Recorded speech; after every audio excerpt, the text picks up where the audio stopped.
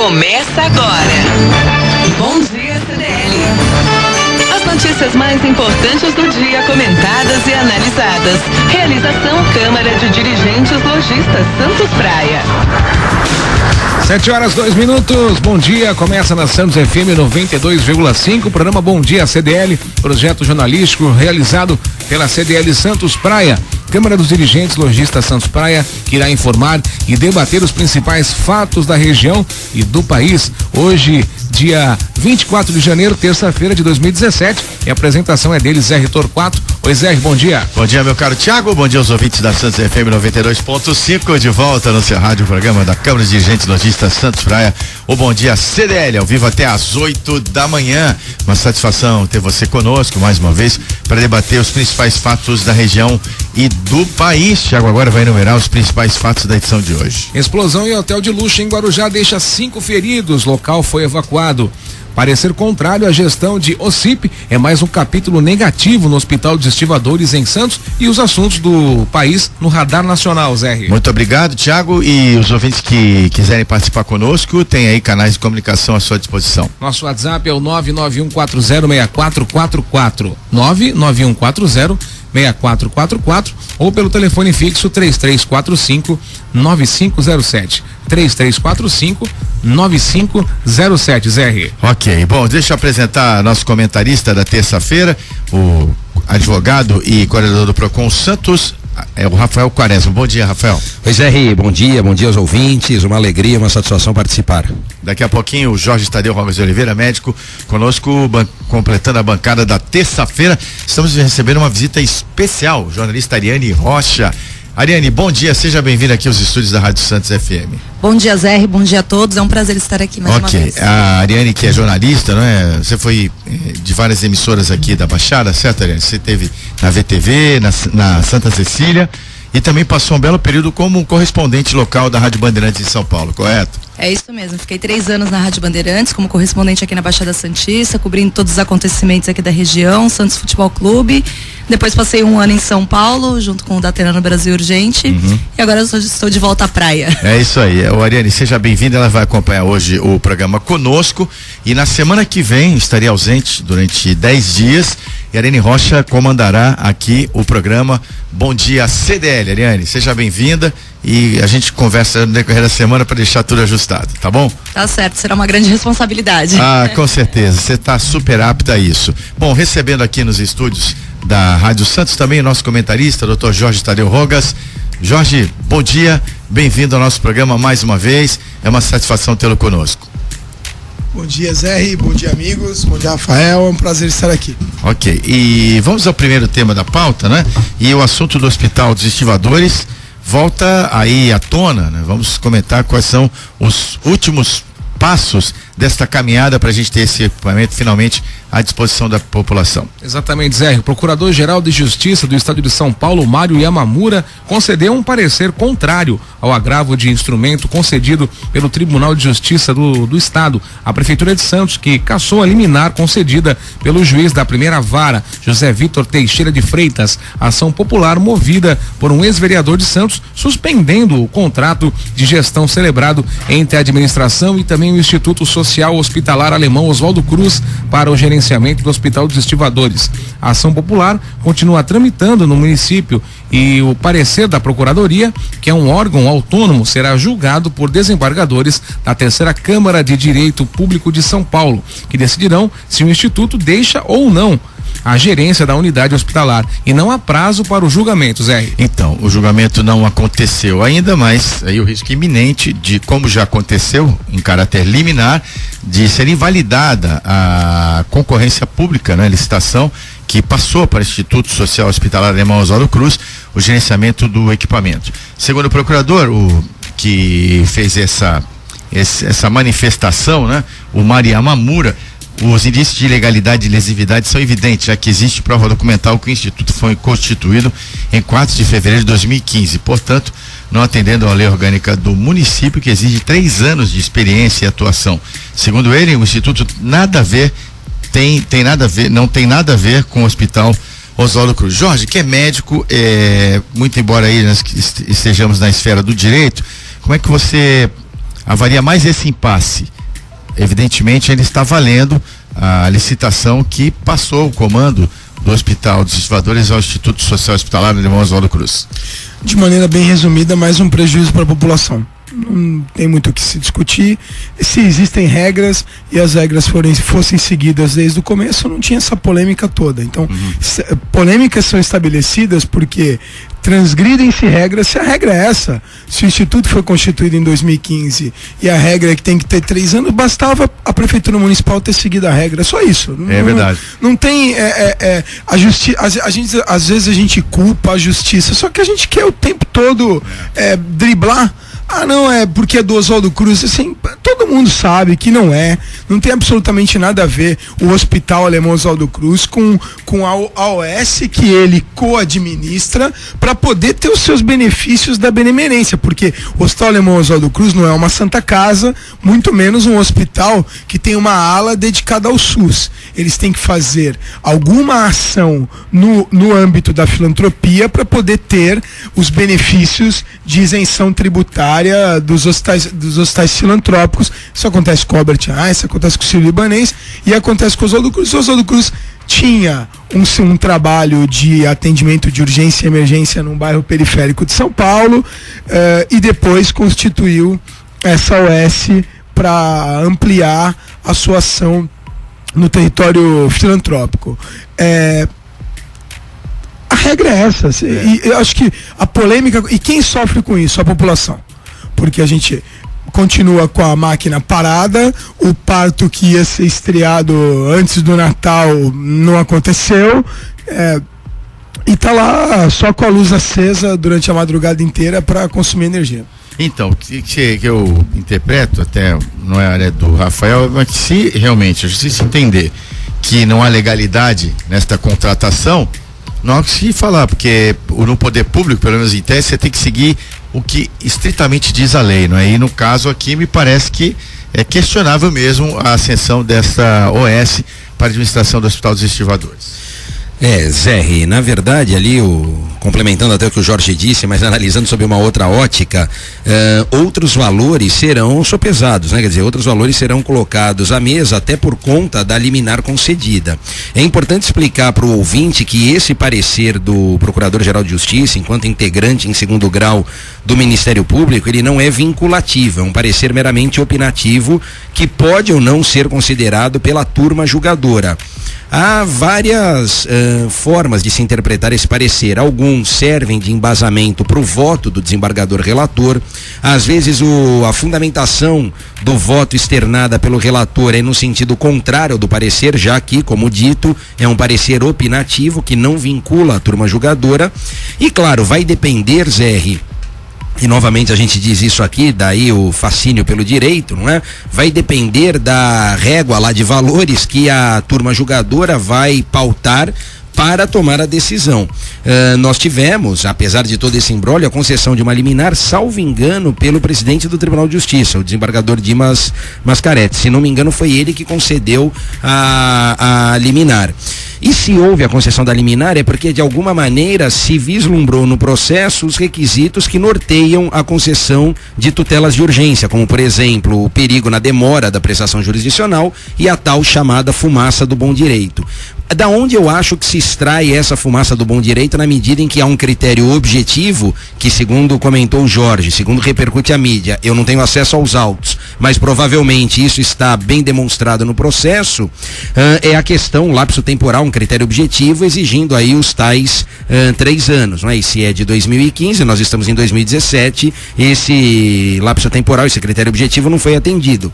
É necessário se escorar e se socorrer de outros valores, e aí não me parece que é muito a questão do certo e errado, mas daquilo que se quer privilegiar e prestigiar sem me rotular aqui de que os fins justificam os meios, não é isso, mas nessa parte contratual é importante chamar a atenção do ouvinte para a função social do contrato, e aí nessa função social do contrato, outros valores, outros critérios podem balizar o julgamento do desembargador relator. Então, em que pese essa necessidade estabelecida na lei orgânica, pode-se detectar ali, não sei, algum vício formal, algum critério outro que sucumba frente a essa necessidade, porque pior dos mundos, e aí seja por conta da OS, seja por conta do tempo decorrido e o não atendimento a essa exigência, é a realidade que nós temos hoje, como bem disse o Jorge, do hospital não entrar em funcionamento. Quer dizer, se já com a OS o hospital não funciona, se a gente voltar a estaca zero, obviamente que o maior prejudicado será a população. Volto a dizer, não é que os fins justifiquem os meios, mas pode ser que isso também sirva de balizamento para a decisão, caso ela ratifique a liminar, e aí se destaca então essa função social do contrato, princípio da boa-fé, outros critérios que norteiam toda a relação contratual, ou então voltamos à estaca zero, se referenda a decisão de primeiro grau concedida pelo juiz da Vara da Fazenda aqui de Santos, o Dr. José Vitor, e então o município terá que partir do zero e consequentemente pautar novamente essa licitação. Você está correto, foi presidente do TJ de São Paulo, Paulo Dias Mascaretti, que derrubou a liminar que anulava essa contratação da OS. Pois não. Isso demonstra também uma tendência. Não, até a urgência, Zé, porque qual é a ordem natural das coisas quando se fala de agravo de instrumento? O agravo de instrumento, embora o Código de Processo Civil anterior já falasse isso, mas o atual diga que o presidente do tribunal tem essa função, dentre a competência colocada ao presidente do tribunal, os agravos de instrumento, eles são distribuídos entre os desembargadores relatores, são quase 360 desembargadores em todo o Tribunal de Justiça do Estado de São Paulo. E, no entanto, houve essa vocação por parte do presidente, o que em tese não precisava acontecer. O relator, depois do sorteio da terceira Câmara de Direito Público, seria o competente para apreciar e decidir se concederia ou não a liminar. Então, até mesmo essa vocação por parte do presidente do tribunal demonstra esse caráter emergencial e a urgência que pauta essa questão. 7h14, para encerrar o tema, podemos voltar, se você entender assim, participe conosco do nosso programa. Um bom dia, CDL, mas já tem uma participação do ouvinte aqui, Tiago, por favor, gostaria que você reproduzisse. Da nossa ouvinte do bairro do Gonzaga, Maria Aparecida, que diz assim: o comentarista esclareceu a minha dúvida, a OS não tem a ver com o hospital. Então, agora me pergunto, não poderia ser visto isso antes, que evitar todo esse desgaste? O que eu penso é isso. Se a OS não tinha condições de concorrer, por que ela concorreu então? Sem dúvida, só perda de tempo isso aí, mais nada. Agora 7h15, acidente em Guarujá, não é, Tiago? Vamos em frente. Exatamente, Zé. A explosão aconteceu no hotel Sofitel Jequitimar, no Guarujá, na tarde de ontem, e deixou pelo menos 5 pessoas feridas. O fogo foi controlado por volta das 2:45 da tarde, o imóvel foi evacuado. Informações do Corpo de Bombeiro indicam que a suspeita inicial é de que houve um vazamento de gás na cozinha. Das 5 pessoas feridas, 4 foram socorridas por ambulâncias do SAMU e de um condomínio próximo, e uma pelo Corpo de Bombeiros. Nenhuma em estado grave. 3 vítimas que foram encaminhadas à UPA Enseada fizeram exames, foram atendidos e também liberados. A 4ª vítima, uma gestante de 33 anos com 8 semanas de gravidez, funcionária, mas que não estava no local e foi internada com crise de ansiedade, também já recebeu alta. A 5ª apresentava um ferimento no couro cabeludo, teve suturas e também já foi liberada, Zé. Por meio de nota, a assessoria do hotel informou que houve um incidente que está contribuindo para o trabalho do Corpo de Bombeiros e dando todo o suporte para os hóspedes do hotel, que já evacuaram o local. Todos foram transferidos para o Casa Grande Hotel Resort e Spa e estão recebendo toda a assistência necessária. O Sofitel Jequitimar ficará interditado para a perícia das autoridades, que deve ocorrer na manhã de hoje. Jorge, foi nas Caldeiras, não é? Essa explosão, infelizmente sem feridos, com mais consequências. Eu acho que um ponto que se deve salientar é a eficiência dos equipamentos de segurança, porque uma explosão desse porte, pela foto que apareceu da recepção, a onda de pressão foi bem grande, certamente a intensidade foi muito grande, e graças primeiro à sorte de no local mais próximo da explosão não terem pessoas presentes, e a atuação aí de brigada de incêndios, equipamentos de segurança, que o acidente não foi mais grave. Não, eu também enalteço e destaco a ausência de vítimas, não é?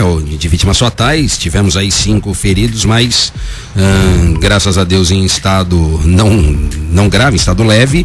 E também destaco, Zé, a postura do hotel de tentar imediatamente reparar ou minimizar, vamos assim dizer, eventuais prejuízos causados por conta da explosão, não é? É importante que situações como essa sirvam também para balizar a forma de atuação e como agir em situações dessa, não é? Quer dizer, não se tem que varrer a sujeira para baixo do tapete, empurrar com a barriga, mas ao contrário, enfrentar de frente ali o problema, e nesse quesito me parece que a gerência, a administração do hotel teve na verdade fez o que deveria ser feito, não é? Que nós infelizmente nos deparamos em situações como essa com posturas ao contrário, não é? Quer dizer, de se tentar afastar responsabilidade, mitigar toda essa situação, e ali não, eles reconheceram, lógico, houve mesmo o problema e tentaram minimamente reduzir o impacto disso, seja com quem já estava hospedado, seja eventualmente com aqueles que têm reserva também já efetuada para os próximos dias, na medida em que o hotel está interditado para a perícia das autoridades. E claro, um hotel desse porte tem uma bela apólice de seguro que obviamente fará frente às despesas ou necessidades daqueles que foram vitimados pelo acidente. Eu também entendo que os protocolos de segurança funcionaram a contento, né? Evidentemente também vou na linha do Quaresma, que tudo deve ser elucidado com bastante transparência, né? Para que realmente as pessoas tenham segurança para votar. O hotel me recuso a fazer sensacionalismo, juízo de valor, até porque nós não conhecemos as reais causas da explosão, mas pelo menos o desfecho me parece o menos ruim possível dentro das circunstâncias. 7h19, vamos para o primeiro intervalo do Bom Dia CDL, voltamos já. Você está ouvindo Bom Dia CDL. Realização Câmara de Dirigentes Lojistas Santos Praia. 7h20, seguimos com o nosso programa, Bom Dia CDL, seja bem-vindo ao programa da CDL Santos Praia, Câmara de Dirigentes Lojistas Santos Praia, que vai de segunda a sexta-feira, das 7 às 8 da manhã, ao vivo, aqui na Rádio Santos. Ô Tiago, vamos dar um panorama das balsas e estradas para os nossos ouvintes. Balsas e estradas. Travessia Santos Guarujás, R7 balsas em operação, tempo de espera de 15 minutos em ambos os sentidos.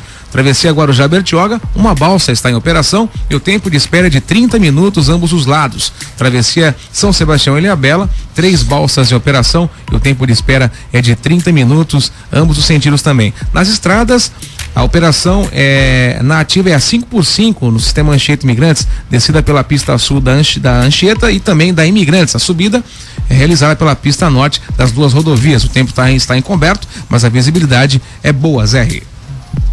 Obrigado, Tiago, e quero também continuar com você aqui, Tiago, que você convide nossos ouvintes a participarem do programa.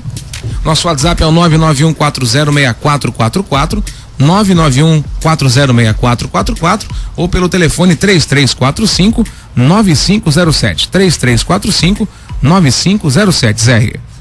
E o prefeito de São Paulo, João Dória, continua, né, fazendo das suas aí, iniciando seu mandato, ações midiáticas em larga escala, que eu já não aprovo também muito, né, que vai ao contrário do que se espera do João Dória, com perfil diferente dos políticos, essas atitudes assim de projeção na mídia, factoides na mídia, particularmente não me agrada. Mas não estou fazendo um prenúncio da minha opinião, muito pelo contrário, quando a gente toca na questão da Avenida 23 de Maio, em que ele mandou apagar os grafites que estavam no local e mandou pintar de cinza, dizendo que vai criar uma nova política, vai fazer novo chamamento aos grafiteiros para que eles possam novamente exercerem sua arte em locais degradados da cidade de São Paulo, não é? Então, nessa segunda-feira, os muros surgiram com manchas coloridas e de diferentes cores. Seria um protesto contra o prefeito João Dória Júnior, que está em uma cruzada contra pichadores e grafiteiros desde o início do seu mandato, segundo diz a matéria aqui, que a gente usa como base, né? Mas muito se questiona, não é? As opiniões estão divididas, mas eu entendo que o prefeito João Dória está sofrendo muitos ataques por conta disso. Então, num tom adequado, na sua opinião, meu caro Rafael Quaresma? Sinceramente, penso que não, Zé, seja pela exiguidade do tempo, quer dizer, não tem um mês à frente da prefeitura, não é? E essas questões midiáticas repercutem positivo e negativamente, aliás, como tudo que vem sendo feito ou adotado por ele, porque sempre tem, a gente brinca aqui, fala da turma do não, enfim, aqueles que são contra, e aí, como a gente falou antes aqui de começar o programa, quer dizer, ou eu sou contra porque o cara faz, ou eu sou contra porque ele disse que iria fazer e não fez, não é? Então, é uma coisa que não se pode acusar é de que as promessas não estão sendo cumpridas. Ele tem uma maratona grande ali, porque dada a quantidade de compromissos assumidos na campanha, a média de 3 a 4 realizações por dia para cumprir todas, não é? Então, se falou lá da questão do Corujão, lá da madrugada, enfim, que já reduziu a fila de espera, etc. Veja, não tem muito segredo. Se ele for fazer o que todos estavam fazendo, o resultado a gente já sabe qual é. A partir do momento que ele empreende de forma diferente, pode-se tentar alcançar um outro resultado. Se vai dar certo ou não, o tempo também dirá. Agora, me parece que são medidas ali que vem de encontro ao anseio da população. Claro, ele joga mesmo com a mídia, né? Eu até acompanhei, falaram lá do mendigo, que não era mendigo, enfim, e aí já começa novamente a ressurgir aquela polêmica entre...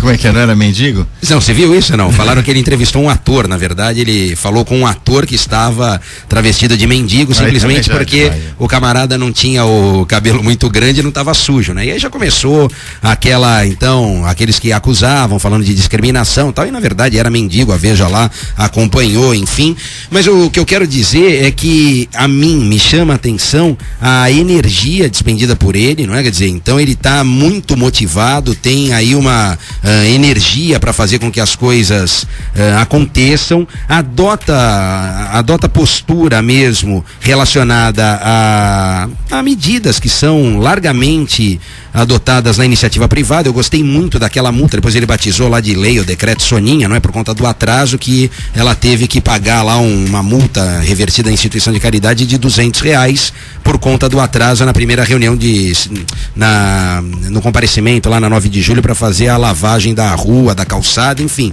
Então são medidas como essa que mostram uma outra forma de governar. Teve a questão da ponte estaiada, agora da 23 de maio, enfim, são pequenas coisas que podem gerar um resultado. Agora, os reveses ali também devem ser colocados na balança. Você vê, já teve a judicialização da questão da marginal, né, da via, do limite de velocidade na via expressa das marginais, Pinheiros e Tietê, e agora, a gente falou aqui do agravo de instrumento de Santos, vai ter um agravo de instrumento lá da Prefeitura de São Paulo para tentar reverter isso em segundo grau junto ao Tribunal de Justiça. Se judicializou a questão e, enfim, por conta da diminuição de mortes, se a gente for pensar assim também, outras medidas então deveriam ser repensadas, né? Talvez a gente não decretasse mais feriado, emenda de feriado, porque sabidamente nessas épocas o número de acidentes em rodovias aumenta também, não é? Na marginal, o nome já diz, a via é expressa, não é para ter pedestre. Enfim, então algumas coisas que precisam ser analisadas, verificadas, e nesse ponto me parece que ele cumpre ali as promessas assumidas. Eu sou entusiasta da gestão do João Dória, vamos ver como isso fica ao longo do tempo. Então,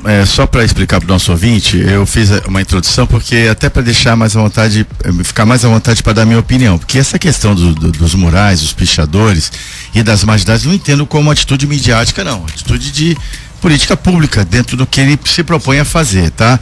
Eu questiono aquela coisa de se vestir de gari e tal, eu acho que aí já vai na linha do pão e circo. Eu não gosto disso, nós não precisamos de mais gestores que adotam essa linha populista, até porque não combina com o perfil dele. Acho que ele está mal orientado nesse sentido. Mas voltando às pichações, Jorge, eu entendo que é uma gritaria muito grande até. O prefeito está pressionado por uma medida simples, que ele entende que aqueles murais estavam degradados e ele quer reformular tudo aquilo, criar uma política diferente para que esse artista também tenha o seu espaço. Queria saber o que você pensa de toda essa questão. Bom, primeiro, em relação a essa questão midiática, se por trás dessas atitudes dele tem uma estratégia de maior porte, de longo prazo, ou seja, de construir uma imagem, uma aceitação num público que às vezes precisa desse tipo de demonstração, a gente tem que lembrar que a gente é movimentado pela média, e a média necessita de uma informação um pouco mais espalhafatosa. Então, se Se o objetivo dele é demonstrar, como o Rafael disse, estar motivado e trabalhar em prol de um projeto que realmente torne a cidade de São Paulo melhor, isso até vire um paradigma para a nossa nação, eu estou absolutamente a favor. Se for só mais um, no final das contas ele vai ser só mais um, e eu espero que não seja isso. Acho potencial para não ser isso ele tem muito, já demonstrou na sua vida profissional, pessoal, privada, e que ele consiga manter isso no público. Quanto a pichação, agora tem um monte, muralista, pichação, grafiteiro, na minha opinião, ontem eu escutei uma análise interessante, assim, nem tudo pode ou deve ser qualificado por todos como arte. De repente, o que alguns consideram arte nem para todos é arte, para todos é sujeira, para todos é algo que polui o ambiente. Então, eu acho que deixa muito claro que por trás de toda essa briga, de toda essa gritaria, existe a sensação de fazer o que quer. Eu quero pintar esse muro aqui dessa avenida, porque esse muro para mim tem que ser colorido, então eu vou pintar. Sim, ninguém pediram a opinião de quem mora perto daquela, de quem passa de carro todo dia na rua, para ver se vai gostar de ver um bololô de um monte de cor que disseram que é arte, que muitas vezes é abstrata. Então, eu acho que essa questão da coletividade tem que começar a prevalecer. Tanto é que, quando colocaram para alguns analistas lá desses grafiteiros, o prefeito pretende determinar o local onde, determinando o local não tem a mesma motivação. A motivação qual é, então? A motivação é fazer onde quer? Fazer onde quer, compra o local, compra o muro, compra o quarteirão inteiro, vai lá e faz onde quer, porque é seu. As pessoas confundem propriedade com atitude, liberalidade confundem anarquia com ordem, entendeu? O Brasil precisa de ordem, seja na questão da limpeza. É importante lembrar que na operação Tolerância Zero, instituída em Nova York, que a gente tanto fala aqui, buscando algo parecido para melhorar a nossa sensação de segurança, um dos pontos que foi atacado foram locais pichados e grafitados. Por quê? Porque partiu-se do pressuposto de que grande parte desses locais são locais onde a segurança pública não atua e potencialmente não estou falando sobre a 9 de julho ou sobre avenidas que estão nesse processo para 23 de maio, mas o que eu quero dizer é que, assim, muitas vezes por trás dessa sensação de liberdade existem outros problemas. Então, eu vou até mais longe, até além disso que você falou, me chamou a atenção essa questão do Rudolph Giuliani, né, que implantou até um quadro republicano, deve estar aí com destaque no governo Trump, mas realmente essa mentalidade mesmo, até as delegacias, aquela cultura da banda Poli da polícia de Nova York, ele mudou tudo, mudou o uniforme, ele colocou delegacias que eram ícones de corrupção, colocou abaixo, fez novos equipamentos e tal. Por trás da cultura dessa liberalidade, tá realmente esse direito que algumas pessoas reivindicam de fazer o que querem, a hora que querem, da forma que querem. Você tá falando de espaços públicos, pô. Entendeu?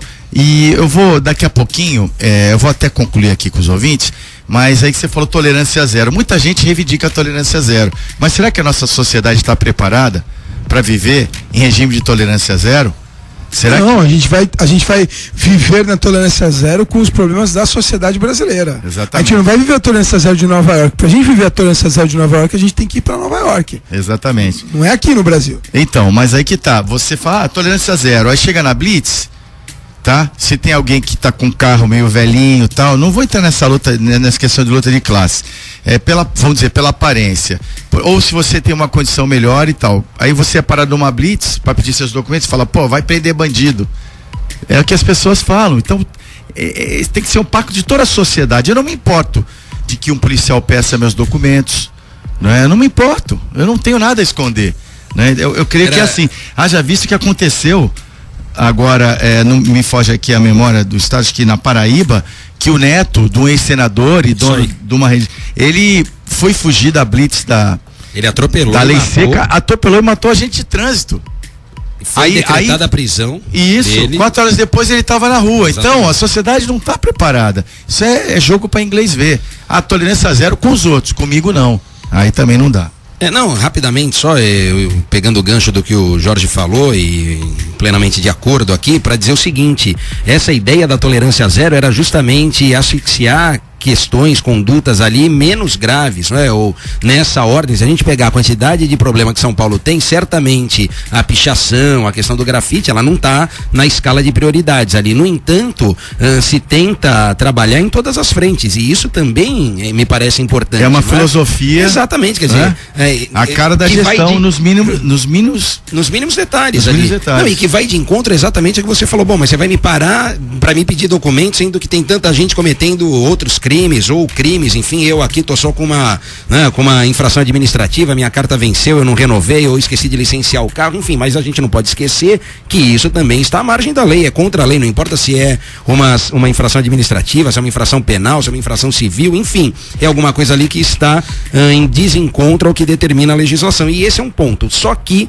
aí eu acompanhei também, se eu não me engano, foi a reportagem do final de semana, falando justamente dessa cruzada com a questão da cidade linda lá e dos pichadores, etc., grafiteiros, porque você tem ali um esmorecimento da lei, né? Quer dizer, a lei ela é muito frágil nesse sentido. Você vê, a pessoa é detida, conduzida ao distrito e não acontece nada, sai e ainda com bravatas lá de que vai fazer, acontecer, vai pichar de novo, enfim. Por quê? Porque você tem ali algo que não é repreendido à altura pelo Estado. Claro, a leitura que o Estado faz enquanto poder constituído é esse mesmo, fala, bom, a gente tem aqui um monte de problema, esse deixa pra lá, tá pichando ali, depois vai, limpa, já tá na escala ali, nos valores que são perdidos ou que são gastos, e quanto não é gasto com isso, então, é uma hora também de mudar esse paradigma.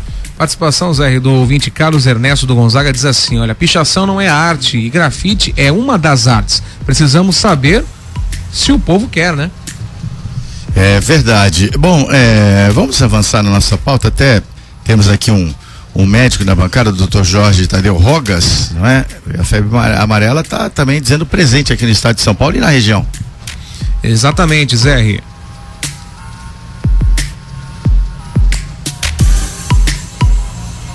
São Paulo já registra 3 mortes por febre amarela. São Vicente investiga a primeira suspeita de caso.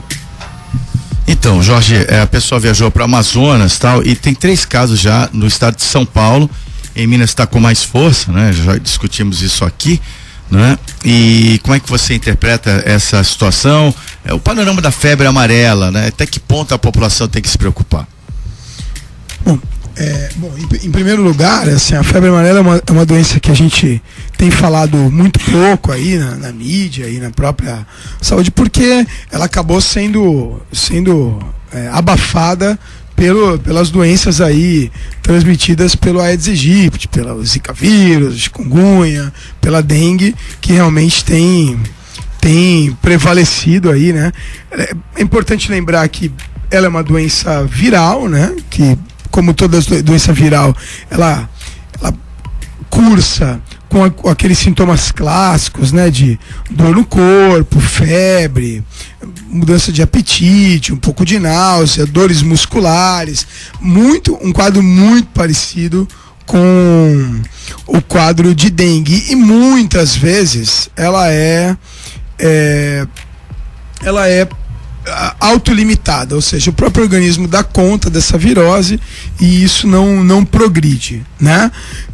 No entanto, em algumas pessoas, em alguns casos, ela pode progredir para uma lesão, para um comprometimento do fígado, né? E esse comprometimento do fígado altera algumas substâncias no nosso organismo e que faz com que a gente fique com aquele tom mais amarelado, que é a chamada icterícia, né? Que é uma impregnação de um pigmento na nossa pele, em alguns locais do corpo. Por isso que ela é chamada de febre amarela, porque em muitos casos ela evolui dessa maneira. Nesse caso em que evolui dessa forma, você pode ter duas vertentes mais graves. Uma quando o fígado, além de sofrer a lesão, essa inflamação, ele começa a entrar num quadro mais grave e passa a ficar insuficiente, ou em situações mais dramáticas ainda, aonde além do comprometimento do fígado, você tem o comprometimento do rim, e isso causa lá um conjunto lá de sintomas, de alterações, que pode inclusive levar a pessoa à morte. Eu acho que tem dois pontos aí importantes pra gente, 3 pontos importantíssimos pra gente guardar. O primeiro é que no Brasil existe a vacinação contra a febre amarela. A vacinação ela não é útil para tratar a pessoa que já está com o quadro clínico instituído. A vacinação é uma metodologia preventiva que a medicina usa para diminuir a incidência, a ocorrência de algumas doenças, né? Então não adianta dizer, eu tô com febre e dor no corpo, vou lá tomar vacina de febre amarela, que isso não resolve, isso tem que ser preventivo. Também é importante lembrar que a febre amarela é uma doença típica da nossa região, da América do Sul e de alguns países da África, dessa faixa aí equatorial e tropical. Por quê? Porque o clima, a umidade favorecem a proliferação do mosquito que transmite, que veicula a doença, né? E eu acho que um ponto também muito importante é lembrar que a doença, ela não é grave para qualquer um. Isso acho que é fundamental a nossa população ter muito claro. Eu costumo dizer que uma doença ser grave, ela não é para quem quer, ela é para quem pode. Existem características que determinadas através da interação entre o agressor e o agredido, que podem contribuir na gravidade de uma determinada doença. Então, quando a gente vai analisar esses casos de morte, você vai ver que junto tem condições sanitárias inadequadas onde a pessoa reside, existe um grau de desnutrição e de alimentação inadequada já de longa data de muitas dessas vítimas. Então, não é simplesmente o acaso o que pega 2 irmãos gêmeos que moram na mesma residência, os dois têm a mesma doença, um morre de maneira dramática e o outro não acontece absolutamente nada. Não é bem assim. Existe uma interação. Então é muito importante que a população lembre de se alimentar bem, de ter uma vida saudável, horas de sono adequadas, a questão da higiene, da utilização de água potável, não somente na hora de ingerir água pura, mas no preparo dos alimentos, etc. Então, isso é um ponto muito importante. O que vai determinar, é óbvio que os órgãos de saúde pública e sanitários têm que trabalhar prontamente para diminuir a incidência de doenças que nós temos que são vinculadas por mosquitos. Isso é um absurdo, isso é um flagelo da nossa população, que nós somos aí vítimas, hora de dengue, hora de zika, hora de febre amarela, de doenças que poderiam ser muito bem prevenidas com ações impactantes contra a proliferação de mosquitos. Mas nós podemos em casa fazer a nossa parte com uma boa alimentação, com boas condições de saúde, de higiene, de nutrição para os nossos filhos, né? Para evitar que doenças que muitas vezes podem cursar de forma absolutamente benigna tenham um desfecho tão dramático. 7h41, Jorge, já vou antever o que acontece, né? Eu falei em 3 casos em São Paulo, 3 mortes confirmadas no estado de São Paulo, 13 casos, agora 7 na Bahia e um surto já confirmado em Minas Gerais, não é? Eu digo em termos de preocupação disso evoluir para um surto, um caso ainda é muito pouco, é algo que já tem que colocar as autoridades em alerta. Evidentemente que eles têm que investigar, analisar se o caso é autóctone, se foi contraído aqui mesmo. O caso parece que não. Veio do Amazonas, e as 2 mortes no estado de São Paulo são de pessoas que estiveram em Minas, né?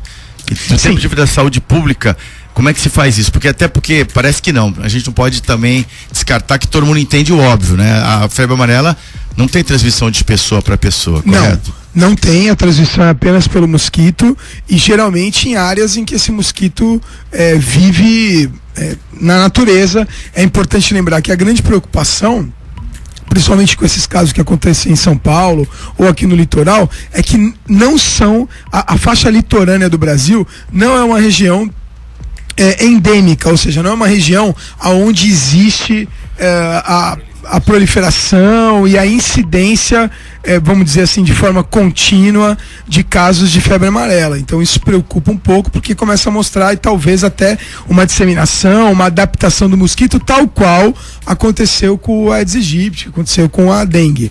Agora a gente tem que observar e torcer para que as atitudes sejam contundentes, senão que a gente comece a ter caminhãozinho borrifando inseticida pela rua com musiquinha do caminhão de gás, né? 7h43, vamos parar mais uma vez, segundo break, segundo o bloco de apoiadores culturais do nosso programa, e eu vou destacar um deles, né? Que é a APO Planos Odontológicos Empresariais. A APO tem sempre para você uma opção de assistência odontológica de qualidade, tanto que ela é o plano odontológico de várias empresas importantes da nossa região, como o Grupo Mendes, como o Complexo Santa Cecília, como o Jornal A Tribuna, a Transbrasa, a Rodrimar. Tem parcerias aí com os planos Santa Casa Saúde, Unimed Santos. Essa é a APO Planos Odontológicos Empresariais, uma empresa sólida responsável por 60 mil vidas aqui na região da Baixada Santista e também na região de Sorocaba. Ligue e conheça mais sobre o plano odontológico da APO, que é apenas para empresas a partir de 3 vidas. 21044000. Acesse apoodonto.com.br. Bom dia, CDL, volta já. Você está ouvindo Bom Dia CDL. Realização Câmara de Dirigentes Lojistas Santos Praia. 7h46, aqui Zé Torquato, seja bem-vindo a Santos FM. Estamos no ar com o programa Bom Dia CDL, realização da Câmara de Dirigentes Lojistas CDL Santos Praia. Nosso programa vai ao ar de segunda a sexta-feira, das 7 às 8 da manhã. Tem mais o apoio cultural da Home Life, assistência domiciliar em saúde, cuidando de quem você ama. Hoje o alcance é muito grande, né? Todo aparato tecnológico, tudo que você pode obter no sistema de home care, que é a especialidade da Home Life, você vai alcançar, desde o atendimento mais simples até o tratamento em nível intensivo e muito mais, para você conhecer o trabalho que melhora a qualidade de vida dos pacientes e seus familiares, uma visão holística e humanizada da medicina à sua disposição. Esse é o trabalho da Home Life, está muito bem instalado em Santos, tem uma sede nova para te atender ainda melhor. Ana Costa, 4617º andar, na Vila Matias, telefone 3202-6440, e também com unidades em Ribeirão Preto e na Grande São Paulo. Acesse homelife.com.br. Seguimos em frente com o Radar Nacional, meu caro Thiago. Justiça determina sigilo em investigação da morte do ministro Teori. FAB informou que aparelho de gravação do avião pode ter sido danificado. Teorias da conspiração à parte, meu caro Rafael Quaresma, vamos adiante. Acho que o que preocupa toda a população, toda a sociedade, é a questão do andamento da Lava Jato, né? Com a ausência de um relator, e quem virá para substituir o ministro Teori, e falam no decano Celso de Mello.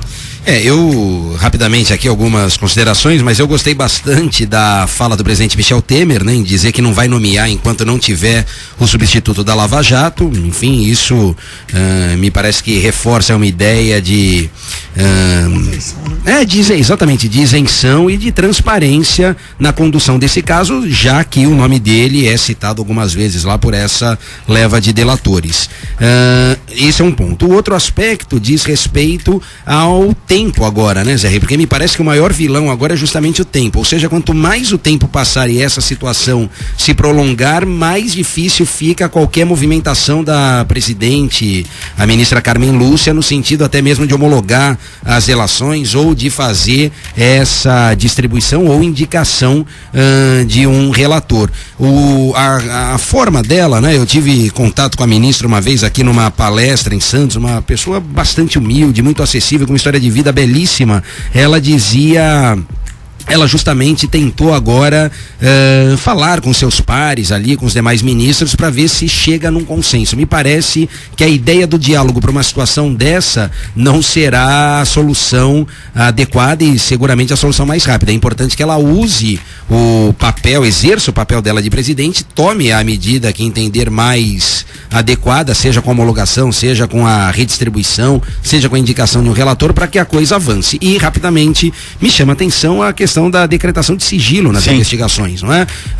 A gente sabe, aqueles que operam direito conhecem, quer dizer, o sigilo é a exceção da exceção. A regra é a publicidade dos atos, o acesso às informações. A gente teve isso, inclusive, na própria Lava Jato, momentos de decretação de sigilo, mas no mais, toda a imprensa e todas as pessoas com acesso ao processo eletrônico, ao PJE.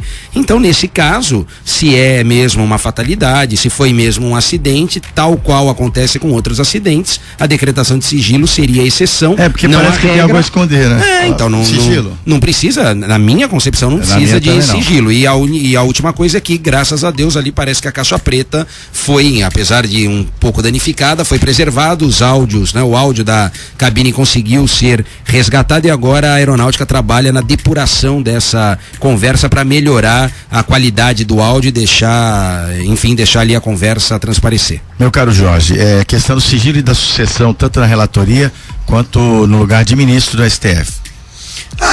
Eu falo como torcedor, assim, a minha expectativa é somente que a gente realmente continue tendo esses lampejos de justiça no Brasil. É disso que a população precisa. Eu acho que mais um momento de conspiração e eu realmente torço para que por trás de tudo isso não tenha uma trama, um homicídio, um assassinato. Aí é mais uma torcida do que uma análise técnica. Quanto à sucessão do Maia, é mais um capítulo da feira que é o Congresso Nacional. Eu tenho cada dia que passa mais a nítida sensação de que eles acham que eles vivem em outro planeta, de que as coisas correm à margem do que eles pensam, que tudo é uma verdadeira festa e que quinta-feira a gente se reúne para contar o que aconteceu nos últimos 3 dias. Parece tudo uma brincadeira. Ninguém está vendo um país em frangalhos, tanto economicamente quanto socialmente falando, em todos os sentidos da palavra social. E a gente tem que observar isso, infelizmente, de mãos atadas, porque não podemos esquecer que nós votamos para que essas pessoas estivessem ali. Ganha força nos bastidores de Brasília 2 nomes para o STF, como eu disse, o ministro Celso de Mello e o ministro Luiz Edson Fachin também está cotado para assumir a relatoria da Operação Lava Jato. Quanto ao Rodrigo Maia... Eu só queria colocar uma coisa importante, pois que não. Assim, que em saúde a gente costuma falar isso, né? Que todo velhinho fica bonzinho, né? Todo velhinho doente, bastante acamado, ele é bonzinho. Aí às vezes a família conta uma história por trás da história dele, que fala que ele não é tão bonzinho, que ele só está doente, mas bonzinho ele não era, né? Então assim, é importante lembrar que muitas vezes o ministro Teori, o falecido, e que agora ele infelizmente não tem como se defender do que eu vou falar, mas ele foi vítima de crítica das atitudes, de algumas decisões que ele tomou, decisões até duvidosas quanto à intenção. Então também é importante lembrar isso, ele não era nenhum salvador da pátria, a ausência dele não coloca o Brasil mais inclinado no precipício, nem menos inclinado no precipício. É uma perda, uma fatalidade, tanto para a família dele quanto para a Corte Suprema, só que para o Brasil, eu acho que o Brasil tem que ser muito maior do que essa fatalidade. Até o avião que ele estava, não é? De um empresário que era sócio do banqueiro do BTG Pactual, né? O André Esteves, que o ministro mandou soltar. Isso. Então, é algo que, sei lá, né? E tem ação tramitando no Supremo em relação à questão do sítio que o ministro Teori passaria o final de semana, se questiona a ocupação da ilha, parece ali que crime ambiental, enfim, a coisa tá subjúdice. Eu gostei muito acho que foi a Veja que repercutiu isso, falou, não tem nada de ilegal, mas tem muito de imoral. E estranho, aquela história, né, que nem não era a mulher de César, não adianta ser honesta, tem que parecer honesta, então é a mesma coisa aí. Exatamente, tem um tio meu que ele fala uma frase que eu acho sério, os cafajestes também envelhecem, adoecem e morrem.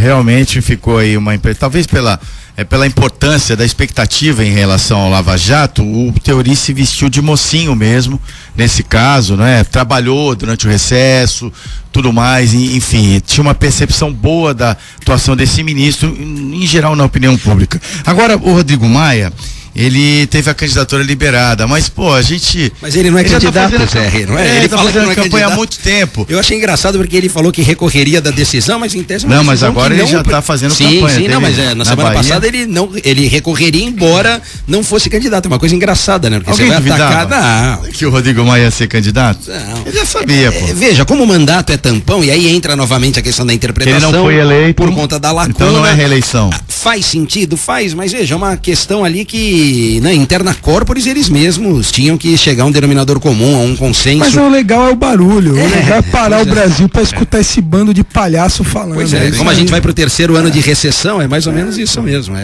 Agora até o PSD, né, Zé, saiu, falou que não é mais o Rogério Rosso e vai apoiar o Maia, então a coisa deve estar boa lá. Bom, mas o presidente Michel Temer, voltando à questão do Supremo, falou, não vou me envolver, mas o PMDB, que é o partido do presidente, tá envolvido o PMDB? Pensa, não é momento de pensar nisso, vamos ficar na nossa aqui, né? Tá.